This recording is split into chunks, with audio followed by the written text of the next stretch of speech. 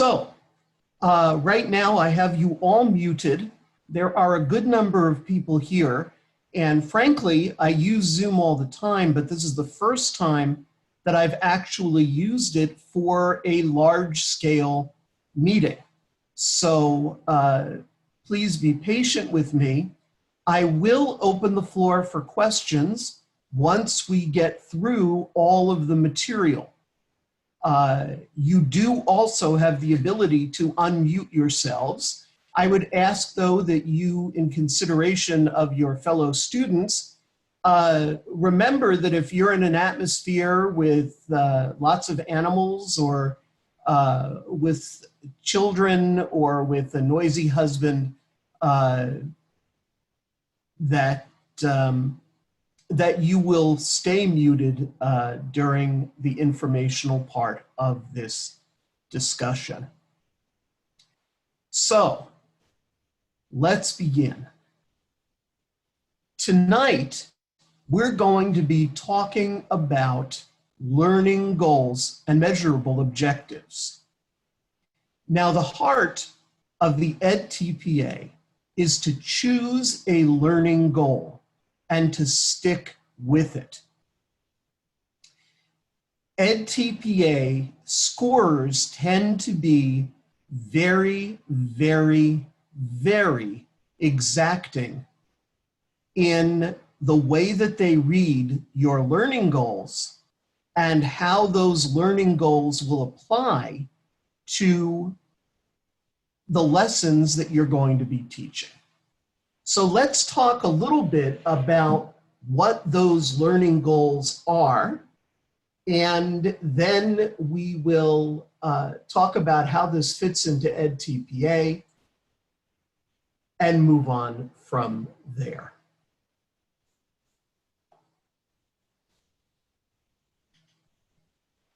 Both the Pearson EdTPA and the GCU Teacher Work Sample require learning goals and measurable objectives.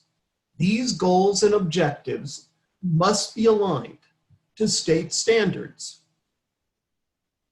and are the foundation for planning a learning unit scope and sequence, as well as lesson plans themselves.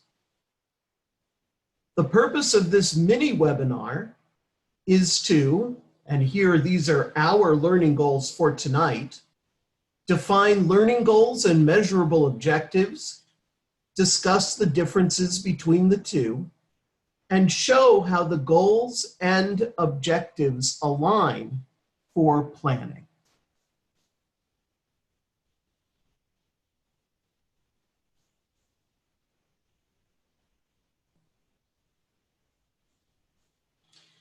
Okay.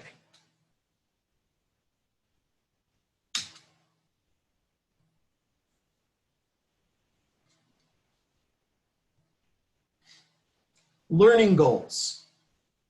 Learning goals are general descriptions, of what students will know after a teaching unit. So an example would be, students will understand the factors leading to World War I. Students will know the settings, language, and themes of Jane Austen's novels. Students will understand the process of photosynthesis. These are learning goals. They need to be based on two things: on the standards and on your curriculum. Now, learning goals are treated in different ways in the EdTPA handbooks, depending on what handbook you are using. If you are teaching in elementary, for example, your learning goal has to be based on literacy. So you cannot do a social studies or science learning goal. It has to be about literacy. In special education, your learning goal is going to be based on the IEP of your focus student. You only need one focus student in special education.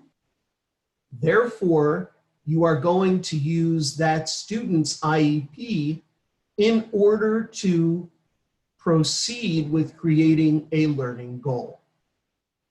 For teachers in secondary and high school subjects, you will create a learning goal based upon the subject that you are going to be teaching. That is the subject for which you are getting your master's degree at GCU. So if you are going to be doing math, then you would find the appropriate math handbook on the PLN, and you would use those templates, and your learning goal would be part of the math curriculum that you will be teaching to your focus students. So the general description of what the students are going to know through your teaching is your learning goal. Measurable objectives. There's often confusion between measurable objectives and learning goals. Learning goals are not what the student will be able to do, but what the final outcome of the lessons will be.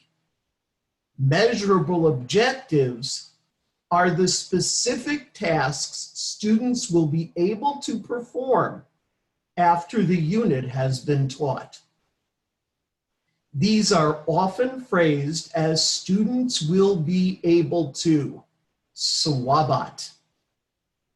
Students will be able to write a 50-word essay on how nationalism was a factor leading to World War I. Excuse me.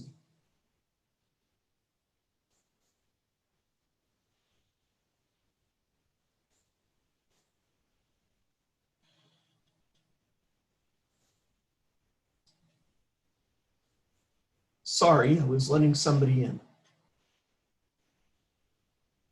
Now, in order to make this even more measurable, you might want to discuss how you're going to assess it.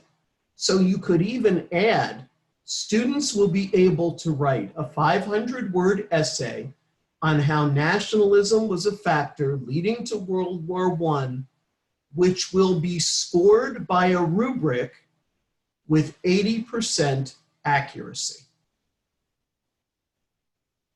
Next example, students will be able to give a PowerPoint presentation on the setting in the works of Jane Austen. Again, you might want to find a way to assess this. The presentation will be assessed by a rubric.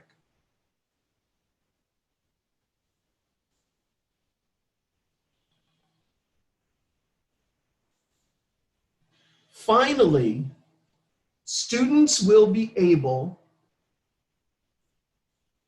to build a model of the process of photosynthesis. Now, I want you to notice that all of these objectives are based not only on tests, but are assessed by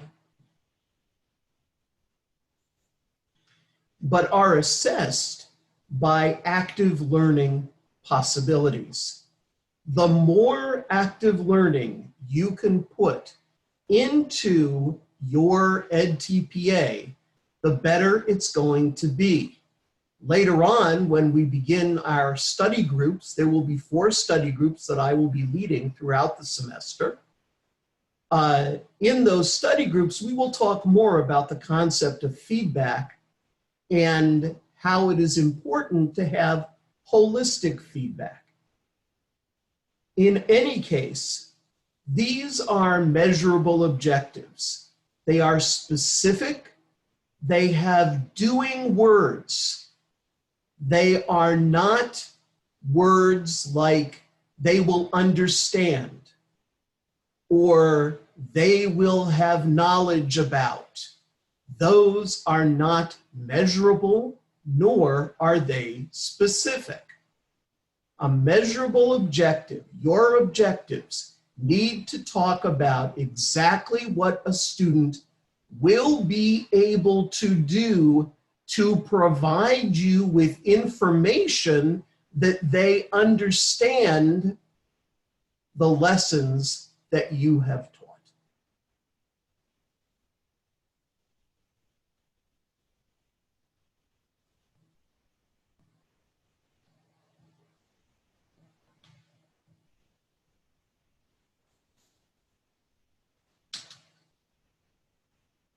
The difference is the learning goal describes in general terms what students will know.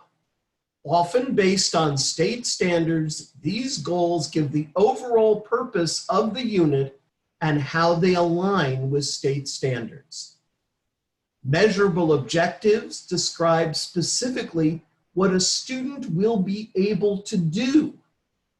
Based on the learning goals, these objectives describe specific, measurable ways to demonstrate that the learning goals have been met. The key word here really is measurable. In education today, everything is based on data, including the EdTPA.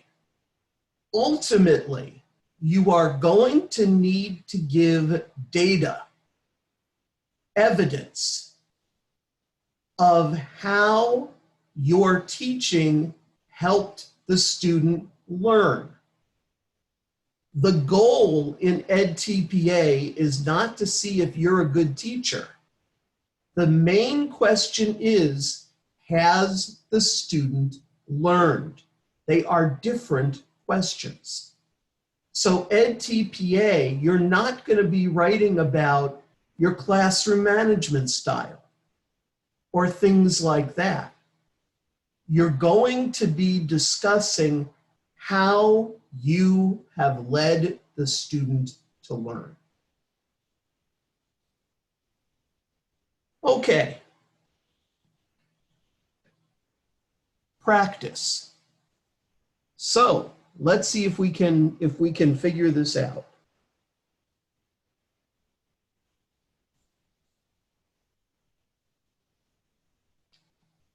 I am, if you would like to answer, you can certainly unmute yourself and let's give this a try. Are these learning goals or measurable objectives? Who would like to do number one?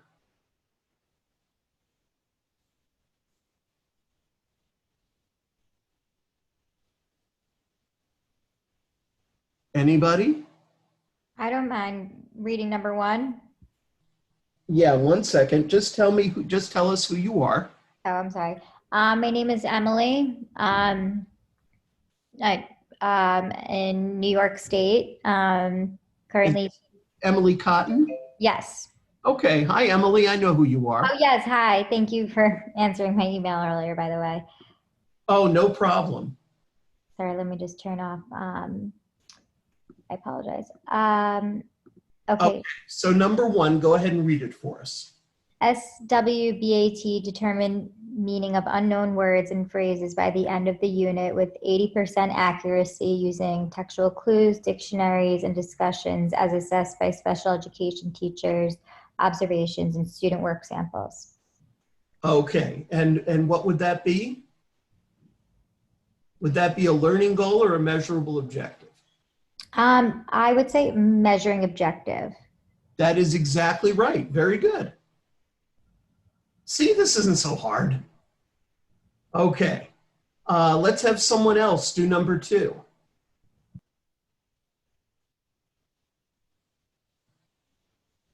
Who else would like to, I won't volunteer anybody, I promise.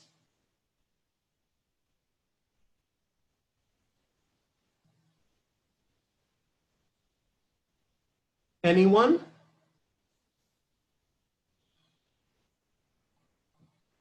Okay. I see names that I know, but I won't call you out. Well, Emily, do you want to do another one? I'm sorry, say that again. Do you want to do Sorry. another one since nobody else seems to be speaking? Or, sorry, I keep my roommate, I just didn't want her to make noise in the background. Number 2, use academic and domain-specific vocabulary in conversation and writing to increase comprehension and expression. I would say that is a learning goal. You are absolutely right. That is a learning goal. Notice it has no specific way of collecting data, does it? Right. Mm-hmm. There's nothing there that you can use to show that something has been done by the student to prove they understand this. Okay? Now, let's talk about vocabulary for just a minute. Unless you are actually teaching a lesson plan on vocabulary, which, by the way, I would not encourage, that is something you need to be very careful about. A lot of times, teachers will take a subject like science or social studies and include a vocabulary unit, not just a reference to the vocabulary words within one lesson, but an entire unit based on let's learn the vocabulary for this lesson. However, that is not part of the learning goal. So if your learning goal is about photosynthesis, don't teach a whole lesson on the vocabulary of science because they're not the same learning goal. And it is the easiest way to get an EdTPA thrown back at you.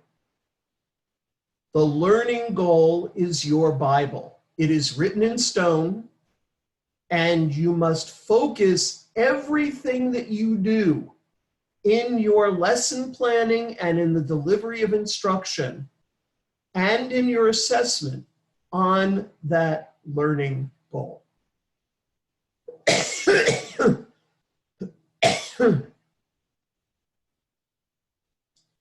Okay. How about number 3? Anybody want to try a really hard one? I'll try number 3. Okay, thank you. This is Jennifer Octavi. Hi, Jennifer. Hi. So students articulate their own ideas clearly and persuasively while respecting and, adding on the ideas of others. I would say it's a learning goal because you can't really measure it. You are absolutely right. It is a learning goal. Very good. Okay, hang on. I keep stopping because people keep coming in and I have to admit them to the room. I'm going to figure out by the next time we do this how to automatically let them come in so I don't have to go back and let everybody in. I feel like the bouncer at Club 21 or something. Okay. And finally, the last one. Who have we got? One left.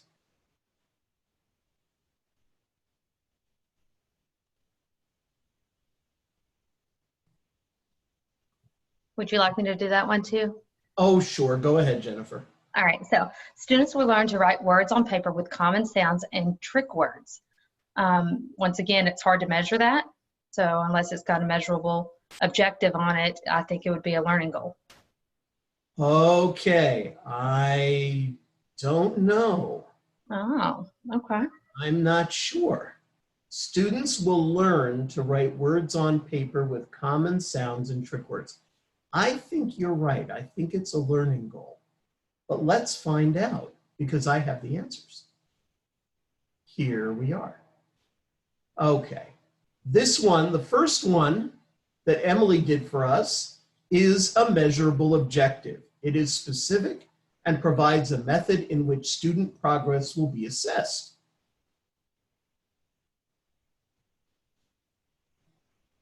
Second one, use academic and domain-specific vocabulary in conversation and writing to increase comprehension and expression.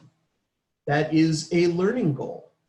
It is general and does not provide a specific method to determine how students will demonstrate their mastery.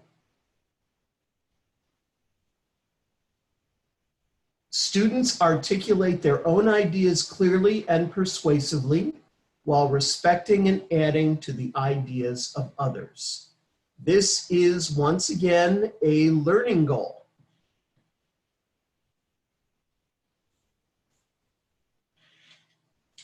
Very good. And the last one is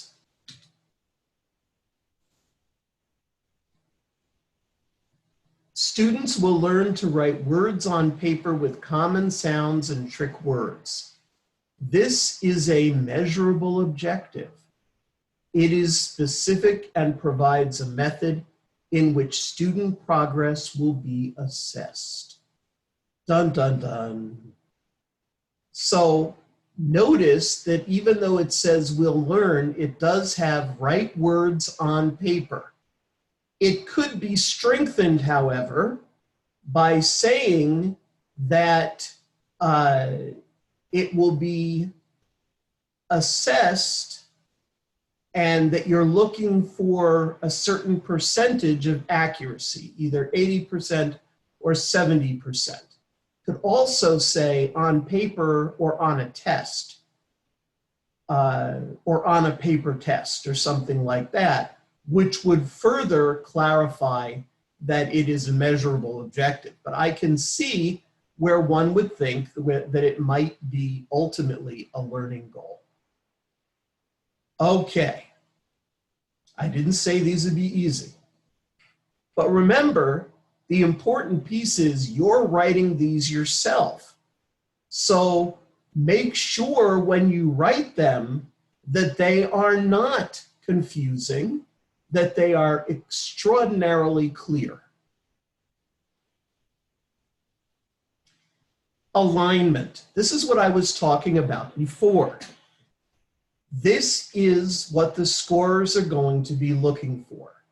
They're going to be looking for the alignment of your state standards, your learning goals, and your measurable objectives. Everything has to proceed in a line, and everything has to be focused on that learning goal. Okay, just for your own information, here is my email address and the email address of Dr. Pickens. And I will leave that up, but in the meantime, I will also, this is a short one tonight. I will also be happy now to take any questions that you may have. Doctor. Yes. How you doing? My name's John. Yes. I'm from New York. Quick question. When we're doing the EdTPA, and I assume it's the same in Georgia and Wisconsin, we sign up all through, I know earlier you spoke about a template. We have a template all through the New York State Education Department. Are we doing, is that going to be kind of what we're doing it in and then showing you that, or do you have the GCU template that we're going to be able to transfer over to the New York State Ed? How does that work? Okay. Which EdTPA are you doing? I'm doing secondary education for business and marketing. All right. So what you're going to do is you're going to go on the PLN, and you will see that there is an EdTPA group. So, okay. In the EdTPA group, there's a big purple blob on the left side of the screen that says materials, resources and materials. You go in there and you will find the handbook and templates for your subject. Okay. Now the templates are for writing commentaries that have to do with planning, instruction, and assessment. Mm-hmm. They are unique to EdTPA, so you're not going to get them through New York State. Okay. If you're talking about like lesson plan templates, Mm-hmm. you should use the GCU template with which you're already familiar. Okay. Okay. EdTPA does not have its own lesson plan templates, Okay. but everything that you need is on the one-page EdTPA template. Do not use the 7-page one, the latest one. Okay. There are too many pages. It's too long All right. Understood. for EdTPA. So does that help? Yes, sir.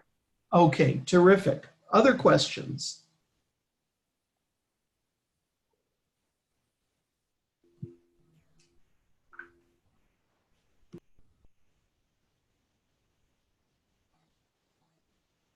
I have a quick question. You were talking about the 7-page lesson template. That's the one I pulled up recently. Where would I find the 1-page instead? You can look in student services, but also if you, who is this, by the way? Jennifer, sorry. Oh, Jennifer, Uh-huh. check in our course announcements. Okay. If I didn't put it there, I believe I did, but if I didn't put it there where the templates are, you know, the handbook and the templates, Uh-huh. announcements, shoot me a private message and I'll send it to you. Awesome. Thank you. Sorry.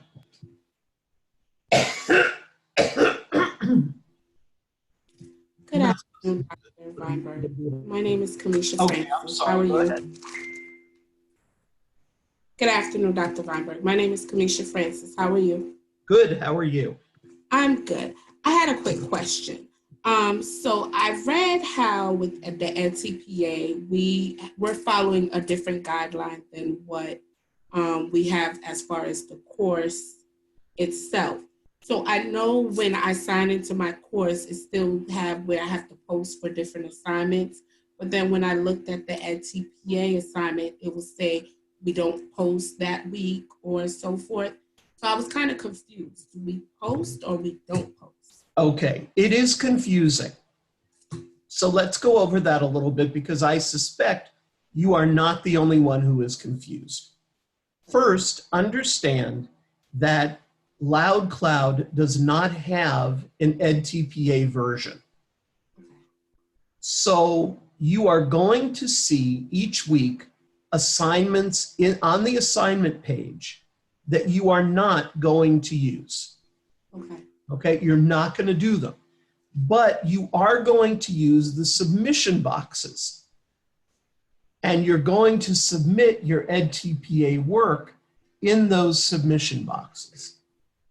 Now, each week there will be something that needs to be submitted instead of the regular assignment.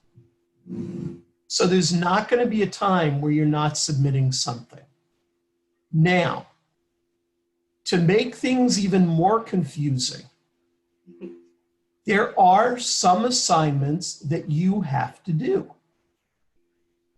that are regular assignments, and those are the portfolio assignments. Okay. Okay? So, for example, in one of the weeks, you're going to do a classroom management plan. Correct. That you need to do because that's something that eventually is going to go into your online GCU portfolio. Okay. That portfolio is when I was in school, not that many years ago, but enough for teaching. I had another career first, but when I was in school for teaching, we had to put together a loose leaf notebook with artifacts and resume and all of that. And you would schlep this thing around, and it was usually huge. You would schlep it around with you to interviews to try and get teacher jobs. Well, you don't have to do that anymore. You don't need to make the big loose leaf things anymore. You do it all online. And so that's what this is. This really is a collection of artifacts that could be used. Hang on. Okay. That could be used in teacher interviews. Okay. So if you're doing the professional dispositions assessment, that goes in there. Eventually, in like weeks 11 through 15, you're going to concentrate on those things. Your resume, you're going to have a video introduction you're going to have to do, which is becoming more and more popular with employers, where you get like a minute to introduce yourself.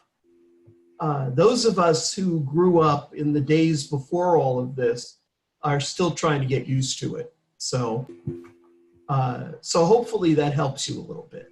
Yes, it did. There is a resource that gives you it's a visual, and it will show you in 2 columns what EdTPA things are due and what portfolio things are due.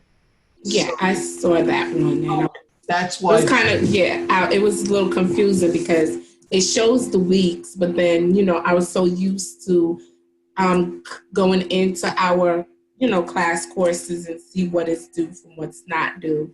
And then when I looked at the portfolio from the EdTPA, it says that like this first week, it said no submission. But, it asks for us to do a scavenger hunt and to interview our mentor. Right, and those are both things you need to do. Okay. If there's no EdTPA submission, then you need to do those other things. Okay. Okay, you don't get to skip any assignments. Either they'll substitute assignment or you have to do the one that's there. Okay, thank you. Okay. Cleared it all up. All right. Other questions? This is Jennifer. I have a quick question. When we were doing the task, like we just did task 1 and submitted it, does that go in the portfolio as well? No. Okay. Nothing.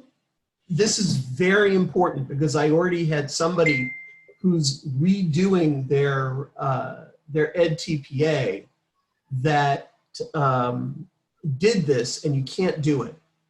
Nothing from EdTPA can go into an online portfolio. Why do you think that would be? Because you're giving away personal information? Well, no, you're going to give away plenty of personal information. It's going to be on your resume and all that kind of stuff. But what if somebody's doing the same EdTPA as you and finds your materials online? Okay. And decides to turn those in? So nothing for EdTPA is going to go into your GCU portfolio. No commentaries, no nothing. Remember, your portfolio is going to be done before your EdTPA is scored. So you probably don't want to put it in anyway. Okay, thank you. I have a question. Yes, just tell me your name. Okay, my name is Linda Lobin, and I am from Georgia. I'm doing elementary education. Mm-hmm. I'm really a bit confused right now. We have assignments to submit. We have the clinical evaluation, and we still have the EdTPA task 1 through 4. What I wanted to find out, if the clinical evaluations 1 through 4, if they are the same as the task 1 through 4. No, they're completely separate, and they have to be kept separate. Every student teacher going through GCU is going to be observed teaching 4 times. Okay. Okay? That is, it doesn't matter whether you're doing EdTPA or not EdTPA. It is a requirement in all states that students be observed by what's called a teacher supervisor or a faculty supervisor, and GCU is no different. Now, some of you may be doing that by video if there's no one in your area assigned by GCU to come and check out your classroom, okay? Okay. You may not use those clinical evaluation lessons for EdTPA because they are being evaluated by someone other than EdTPA. So the person that you're going to talk to, each one of you, should have a GCU faculty supervisor. Uh-huh. This is going to be the person who's going to come and do your evaluations. Okay. And they're also going to be the person who documents that you have enough days to graduate. Okay. So as a course instructor, I will get those evaluations so I can add the points to your score. Okay? All right. But I can't change those scores. Okay? Because they're given by someone else. All right.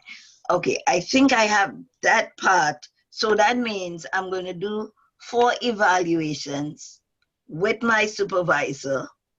And then I still have to do task 1 through 4 for EdTPA for that portfolio. Is that how it is? Yes. Now in EdTPA, the 4 tasks, and unfortunately elementary is the only one that has 4 tasks. I'm sorry. It's not my fault, but I'm telling you, I'm sorry.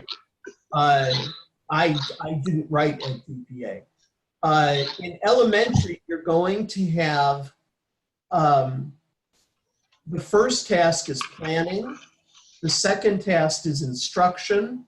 Right. Third task is assessment, and your 4th task is math. Good. Okay?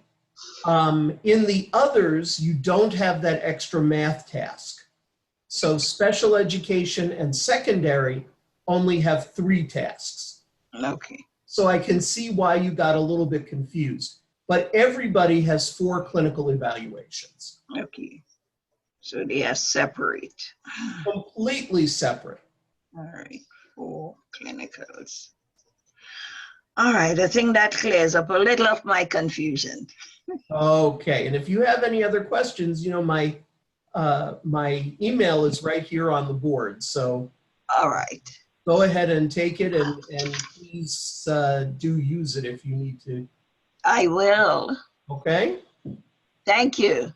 No problem. All right, who's next? I have a question. Yes, hear me? just tell me who you are. My name is April Dean. So my question is this. I kind of started task 1 unknowingly because I was helping my cooperating teacher come up with the lesson plan for ELA. And so I just went ahead and just started task 1 about maybe a week or so ago because I wanted to get a jump start on it because I'd already started it. But I was looking at task 2, and task 2 is the actual video. And see, I'm already on lesson 2 with task 1. So for task 2, am I supposed to video record the lesson for the whole complete, part of task 1, or can task 2 be another lesson that I do, or do those 2 have to go together? Okay. Number 1, I think you may have jumped the gun a little bit, and I'm sorry to tell you that because I'm sure you've already put work into it. You cannot start EdTPA right away. Okay. You're going to need to spend some time in the class, carefully choose focus students, and Well, I've I've already made the small groups. I've been in the classroom since the beginning of the school year. So I've been in the classroom for a month. Oh, you've been in for a month already? Okay. Yeah. The only problem is that, yes, your lesson plans, the instruction, and the assessment all have to be on the same thing. Okay. So you have a couple of options. First of all, don't turn in pieces of your work early. Just turn them in when they're asked for by LoudCloud. Okay? Okay. You're going to end up revising them anyway. Okay. Second thing is, I would videotape all the remaining lessons, because ultimately you're going to be allowed one video clip of 20 minutes or 2 video clips of 10 minutes apiece. No more. Okay? You go to 20 minutes, 10 seconds, they will send it back. So what you're going to want to do is tape everything from here on out, because you're going to have to find pieces of videotape that will provide you with evidence of student learning. So you're going to need to use the videotape to answer very specific questions in the commentaries, in the instructional commentary and in the assessment commentary. So go ahead and tape everything, and then you can choose clips before you send in, after student teaching, before you send in the EdTPA. Okay. So I would start taping like tomorrow. All right. Make sure, by the way, that you have your permission slips all sorted out, Yep. and that sort of thing. Okay? Got it. Yep. Thank you. By the way, permission slips don't go anywhere. You just hold on to them. EdTPA doesn't want them and GCU doesn't want them. You just need to have them. I have one question on that permission slips. Yes. Now, I was reading in some piece of our article that if we don't have permission slips, then when we are taping, those children must leave the classroom. Now, if the majority of children do not bring back their permission slip, which sometimes happen, what do we do? Okay, there are a couple of things that you can do. First of all, I would suggest that you work with a small group rather than the whole class. Okay. For EdTPA, a class can be, I believe, anywhere from 3 to 6 students. Right. So I would work with 3 to 6 students, because then you don't have to worry about everybody getting their slips back.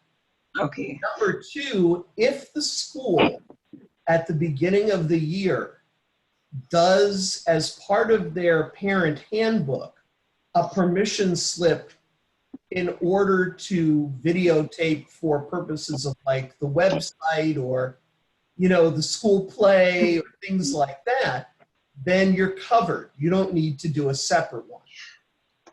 Okay? Okay, that's where the problem comes in, because this is where many of the children have not brought back in those slips. And Right. what my teacher was telling me is that sometimes even when the parents give permission, they still withdraw it afterwards, because they might see a clip with something and didn't like it, and they decide to withdraw it. Okay. They can't withdraw it for EdTPA.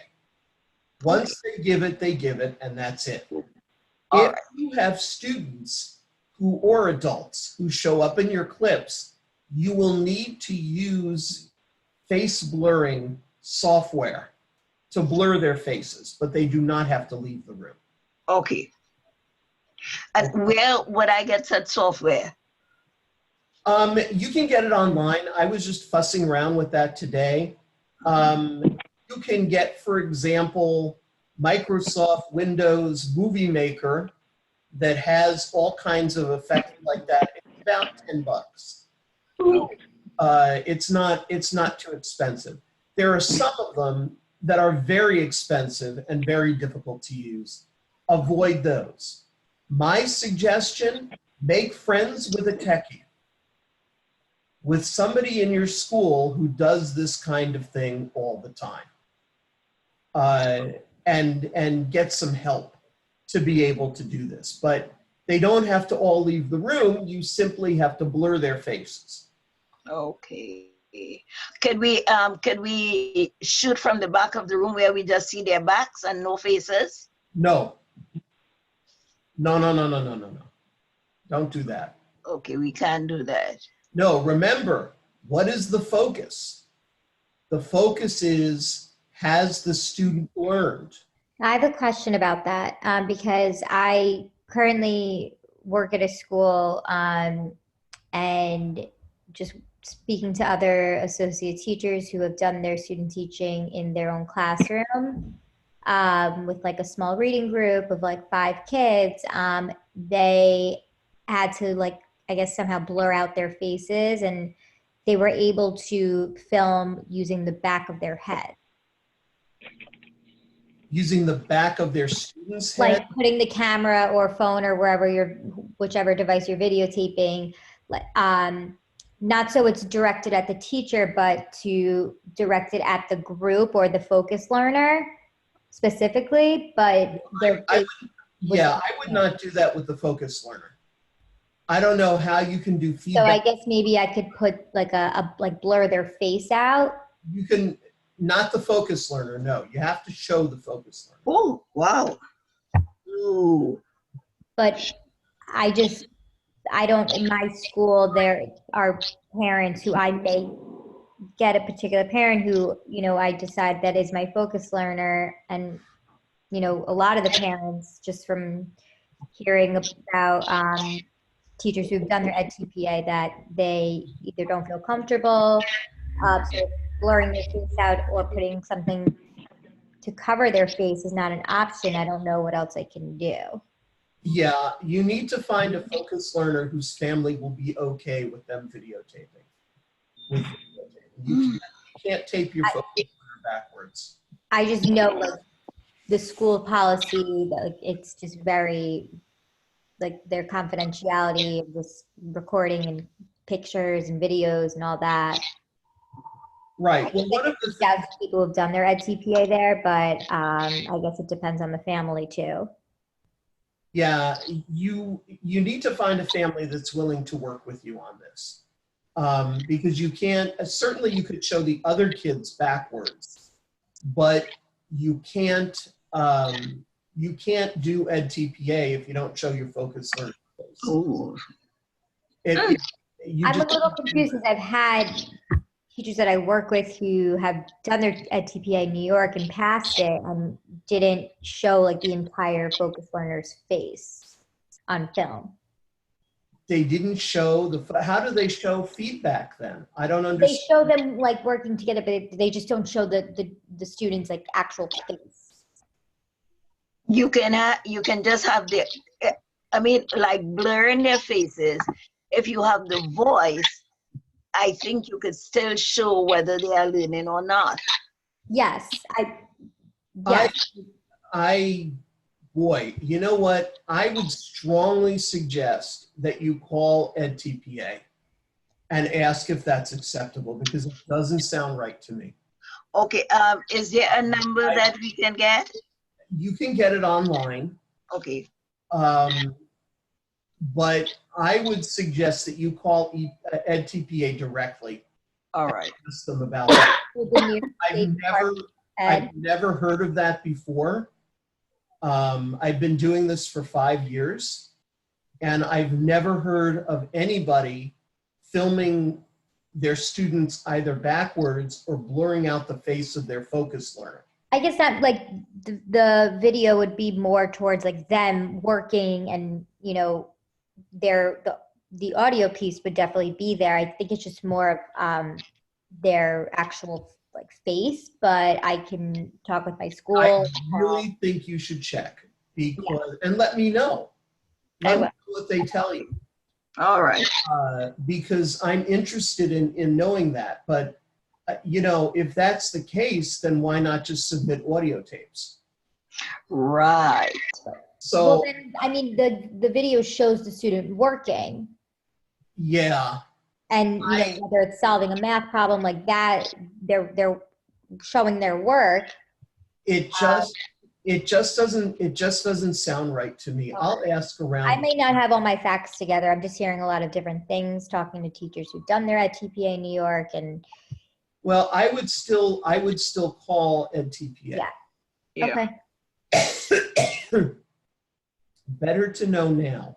yes. Yes. But I've never heard of anything quite like that before. I mean, I've heard of blurring out the faces of students, but not your focus student. Okay.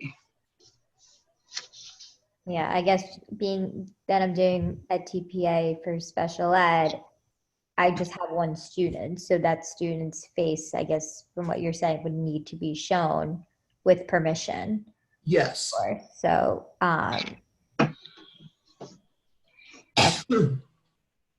I will reach out and let you know.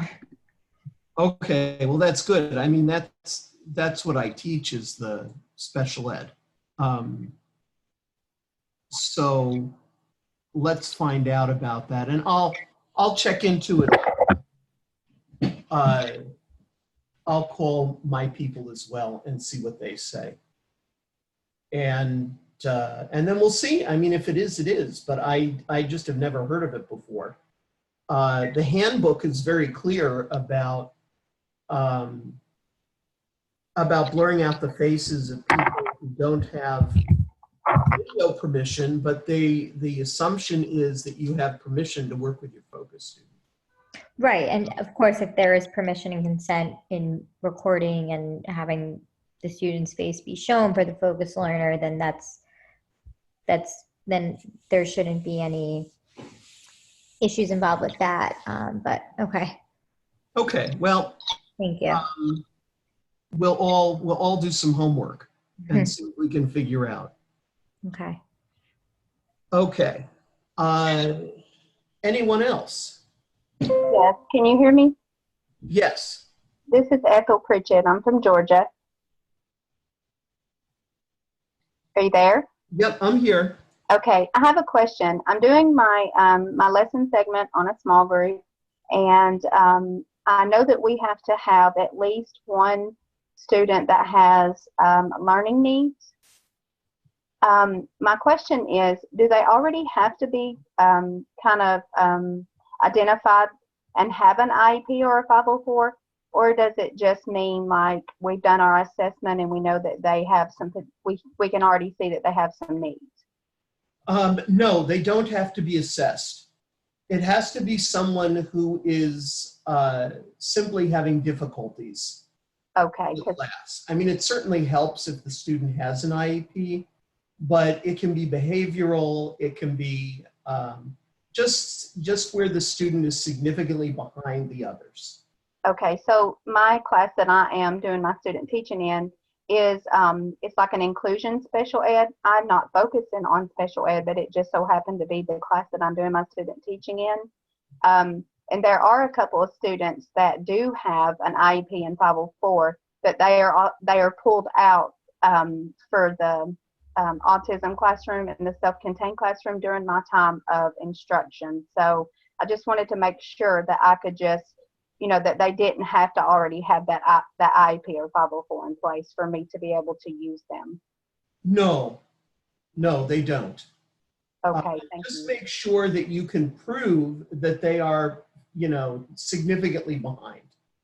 Okay, so I know that we're not allowed to take part in like the standard, testing and all that, but my school does like MAP testing, and it's just like an assessment for the That's student. fine. I know math Okay. testing. That's okay. Okay, thank you so much. Okay. Any other questions? Dr. John again from New York. How are you? I'm okay, John. How are you? Good. Last question. And I'm sorry, I just got a little confused, and we started schools, and maybe I'm behind the 8 ball. when did class actually start? Your class will start around the same time that school starts. So, All right. for example, I have a class that started 2 weeks ago, and I have one that started today. Okay, so I started today. That's great. Perfect. So that's, yeah, they all start at different times. It'll depend on the calendar. Yep. Okay. I was just worried because I heard all these questions. I'm like, wait a minute, when did everybody start? But okay, good. Yeah, it depends on where the local district starts, where the state starts. Gotcha. We started today. Good. Thank you. Other questions? This is Ethel again. I have a quick question. Yes. Okay, so on my Learning Cloud, I know that we are submitting things toward our EdTPA. And like, for instance, 1 week we had to go ahead and do a lesson plan for the EdTPA and submit that. And I'm just kind of confused. Is that lesson plan that I'm submitting to in my Loud Cloud, is that the same lesson plan that I'm using for my EdTPA segment? That's going to be the first lesson plan. So in week 3, you're going to submit the first lesson plan that you're using in your EdTPA segment. Okay. And then later on, you'll submit the rest. Okay, thank you so much. That makes sense. Okay. Any other questions? Sorry, yeah, just to piggyback off of what she was saying. Sorry, this is Jennifer. The lesson plan, and currently we're in Unit 1, and since we're not, I thought we were videoing later on once we get our lesson plan set in place. I was going to start Unit 2 for lesson plans for my EdTPA. Do I need to submit a lesson 1, or it all has to be the same lesson plan throughout? You're going to, I'm not sure what you're asking. Try again. Okay, I'm sorry. So I guess because I'm trying to stay in line with what we are teaching in the classroom, and then being the standard that we're teaching, and then I'm come up with my own lesson plan based on that standard in the current classroom, and we have not made it to Unit 2 yet. So my lesson plan, would it be that I go ahead and make one for Unit 2 instead of the unit that we're currently on in class? Okay. Yes, absolutely. What you're going to want to do is you're going to want to project out to what you're going to be working on when you start your EdTPA. Now remember, you cannot start instruction until you have finished the planning commentary. So all of that planning work has to be done first. So look out at maybe, chapter 3 or chapter 4 or something like that. Okay, I think we still have like 2 or 3 weeks of, about 2 weeks of Unit 1, and then we start Unit 2, so. Okay, so I would look around, probably around Unit 3. Okay. To begin doing your EdTPA. So those are the lessons that you should plan. Okay. You want to plan the lessons that you're actually going to teach, but you can't do the planning commentary and then instruct, do a lesson plan, do it, etc. You've got to plan it out. It's a little complicated, I know. Other questions?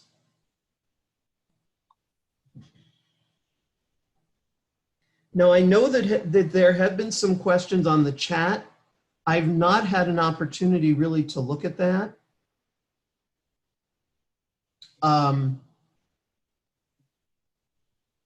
Looks like people— Hi, Doctor, can you hear me? Yes. Uh-huh.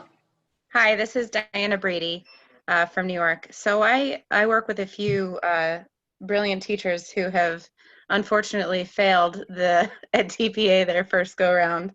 And they had a safety net test they could take. And now I've learned that that's not available anymore. So in the unfortunate chance that that does happen, what is the next step if you don't pass it? It depends on the state that you live in. In Georgia and Wisconsin, there's no what we call fail-safe. So Okay. what you would need to do is actually redo the sections of EdTPA that you flunked, Okay. okay? Okay. Thank you. Now, don't ask me the point scores Right. because every state has a different cut score. Okay. Now, New York, are you in New York or Georgia? New York. New York. In New York, there is a fail-safe. There are two of them. The first is you can get a provisional license and teach for a year and redo your EdTPA during that year. Okay.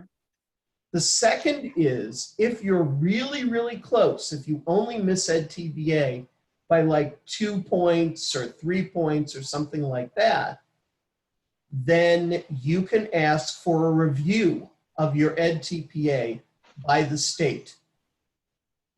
And you'll need recommendations from your cooperating teacher, from your course instructor, and from your faculty supervisor. And they have to fill out paperwork. But it is possible that they will grant you a license if your EdTPA score, if you just miss it by like a point or two. Okay. Thank you so much. Okay. Anything else? Good.